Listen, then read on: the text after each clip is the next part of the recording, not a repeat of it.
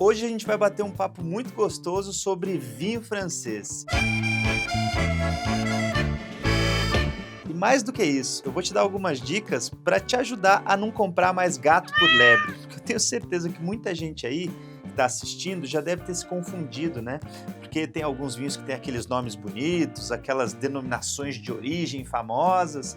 Mas será que o preço é justificado mesmo? Será que o quanto eles custam aqui no Brasil está correto? Vem comigo que você vai descobrir isso hoje. Sejam bem-vindos ao canal Vinhos de Bicicleta, eu sou o sommelier Rodrigo Ferraz. Se você é novo por aqui, já fica meu convite para você se inscrever no nosso canal. E para quem já é das antigas, já aproveita, deixa o like, porque isso é importantíssimo para que esse conteúdo chegue para cada vez mais pessoas. Mas vamos lá falar então sobre os vinhos franceses e mais especificamente sobre a região de Bordeaux. Eu trouxe até um vinho desta região aqui para a gente degustar juntos, para transformar esse episódio em algo mais prático, né? Para que a gente consiga aqui perceber qual é a tipicidade de um vinho francês de uma região que é tão emblemática para eles, né? Afinal de contas, Bordeaux, quando a gente para pensar, ela tem tudo que uma região de sucesso no mundo dos vinhos tem que ter.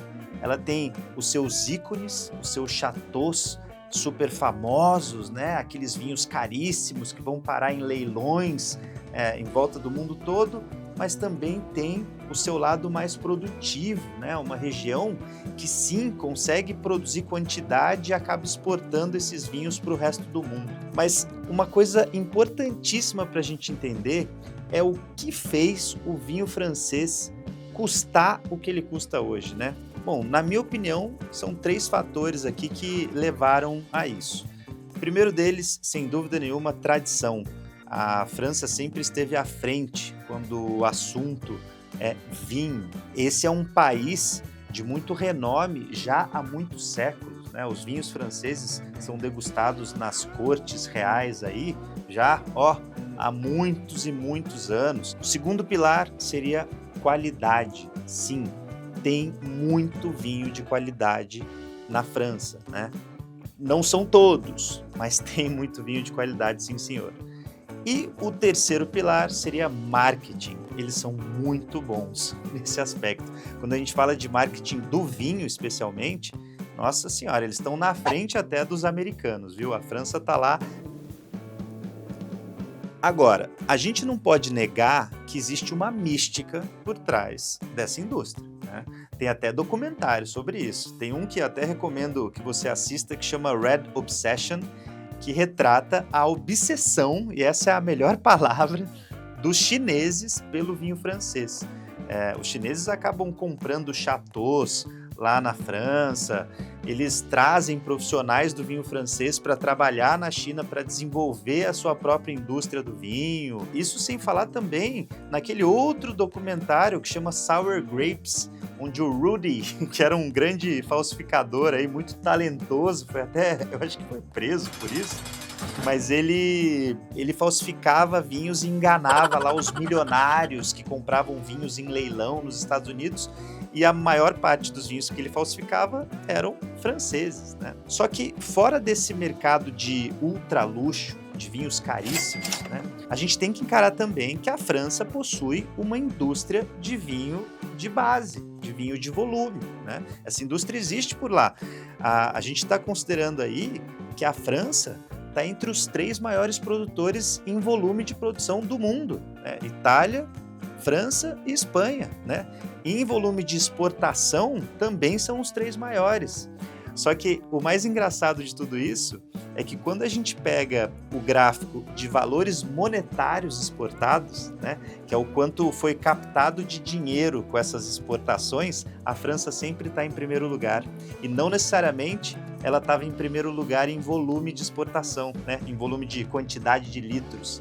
Então olha só como é engraçado, essa pulga atrás da orelha que a gente tem, que vinho francês é um pouco mais caro, né? Que o valor é sempre mais alto que a média, ela é um pouco justificada mesmo, porque quando a gente pega os gráficos, eles mostram isso. E aí o que a gente precisa começar a entender, né, para que você consiga comprar o vinho francês com mais segurança, é sobre a legislação do vinho francês, né? Isso ajuda muito a comprar. Eu não estou te dizendo que você vai precisar virar um estudioso, não é isso.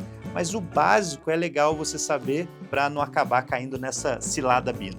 E o vinho que eu escolhi hoje para nos ajudar nessa jornada não foi à toa não, tá? Aqui a gente tem na mesa o Exilium, deixa eu mostrar aqui para vocês.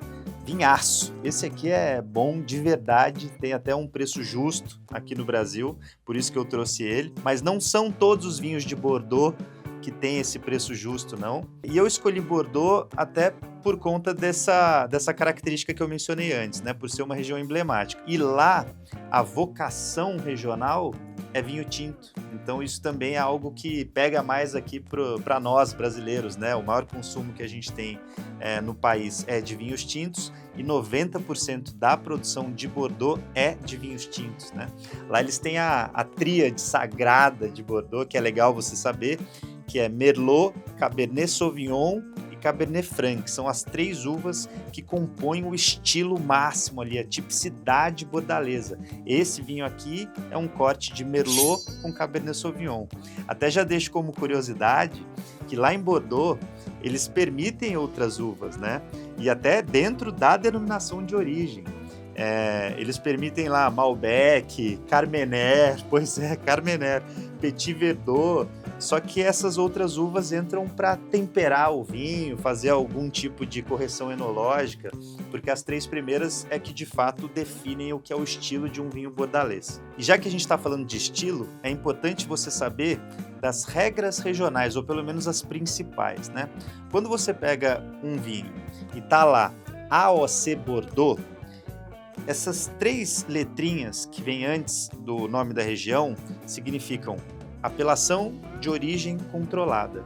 Isso é a denominação de origem daquele vinho. O que significa isso? Uma associação de produtores locais se juntou, determinou quais seriam as principais uvas, qual seria a produtividade máxima ali do vinhedo, qual seria até o número de videiras que podem existir em cada hectare. Então, tem uma série de regrinhas que vão ajudar a formatar uma tipicidade regional. Não é que aquele vinho vai ser melhor ou pior que outros vinhos do mundo, mas pelo menos ele vai ter algo único dali, né? Ele vai representar bem aquele terroir, aquela região. E isso é importantíssimo, porque pensa bem, né? O que garante para o produtor lá de Bordeaux, né, que está fazendo isso, que está buscando a sua regionalidade, o que garante para ele essa proteção do nome da região? Porque, afinal de contas, se ele não garantir isso do ponto de vista da legislação, qualquer outro produtor do mundo todo pode usar esse termo, né? Bordeaux. Por que não? Só que a partir do momento que você se une como associação, que você cria a sua denominação de origem e você regulamenta isso, você certifica isso junto ao governo do seu país, a partir desse momento, todos os países que têm relação comercial com aquele país também são obrigados a respeitar aquela certificação. É isso que hoje protege o nome Bordeaux, né? A AOC Bordeaux. Então é interessante, né? Aqui no Brasil a gente está começando a formatar as nossas denominações de origem, né? A gente tem a primeira ali, que é a Vale dos Vinhedos, né? Então nenhum outro produtor do mundo todo que esteja em um país que tem relação comercial com o Brasil não vai poder usar o nome Vale dos Vinhedos, porque isso é uma denominação de origem nossa, né? Então, voltando aqui para Bordeaux. Qual é a tipicidade, né? Além das principais uvas, o que você pode esperar de um vinho bordalês? Bom, na maioria das vezes, ele vai ser de médio corpo para encorpado, como é o caso exatamente desse aqui do Exilium. Ó. Deixa eu até provar aqui junto com vocês, vamos lá. Nossa, é bom, viu? É bom esse vinho. Quase sempre você vai encontrar isso, tá? Vinho bordalês, médio corpo para médio alto. As características aromáticas, elas vão para essa pegada aqui, ó. Uma mistura de fruta com toques de rusticidade. Bordeaux tem muito isso, é legal você gravar, né? essa característica que tem fruta vermelha e fruta negra madura, mas traz também aqueles toques de fazenda, de couro, um toque terroso. Isso numa degustação às cegas é interessante você gravar para tentar acertar, quem sabe aí, um vinho bordalês quando ele estiver na sua taça. O que mais que a gente pode dizer? A acidez costuma ser alta, tanto que, poxa, olha só, aqui a gente está falando de um vinho 2015 já, né? Para ele aguentar tudo isso, todo esse tempo, essa acidez, que é um conservante natural, tem que ser alta, né? Então, o Bordeaux tem essa característica de longevidade. São todos os vinhos bordaleses? Não, mas boa parte deles tem. E quando você pega, né, voltando ali para a denominação de origem, o AOC Bordeaux, você está falando de um vinho da base dessa denominação de origem. Existem vinhos que são considerados inferiores ou estão simplesmente fora dessa legislação. Beleza, não tem problema, né? Mas ele não vai conseguir o selo AOC Bordeaux. Só que quando você consegue esse selo, né? Quando a gente está falando ali, o produtor ele foi atrás desse selo, o que isso garante pra gente, além da tipicidade? Será que garante a qualidade? Nem sempre, viu, galera? Nem sempre. Porque, principalmente Bordeaux, como eu disse antes, é uma área de grande produção, né? Ali, só dentro dessa AOC, que é a base da pirâmide, a mais genérica de todas, são mais de 400 milhões de garrafas produzidas por ano. Então, assim, é bastante vinho, né? Então vai chegar um pouco de tudo aqui no Brasil. Vai chegar vinho bacana e vinho que não é tão interessante assim. E pelo fato de, no nosso imaginário, o vinho francês ser aquela coisa bacana, né? Aquele vinho superior, o preço acaba acompanhando. Então, sendo muito sincero, né, como sommelier aqui, que olha, já estou faz tempo nesse mercado, quando eu vou comprar vinho de Bordeaux da AOC Bordeaux, eu quase sempre busco vinhos ali abaixo dos R$100, fica ali 80, 100, até chegando num 120, eu acho que está justo, né, quando o vinho é bem feito. Agora, se o vinho for muito barato, se ele for ali na casa dos 50, né, achei um Bordeaux aqui maravilhoso, R$45. Eu não recomendo muito, de verdade. Mas tem um motivo para isso. Porque eu acho que esses Bordeaux, que são muito de entrada, eles são inferiores a outros vinhos nessa mesma faixa de preço que a gente encontra aqui de Chile, Argentina, Brasil, Uruguai, Portugal, Espanha, né? Porque eu acho que esses vinhos, eles são muito...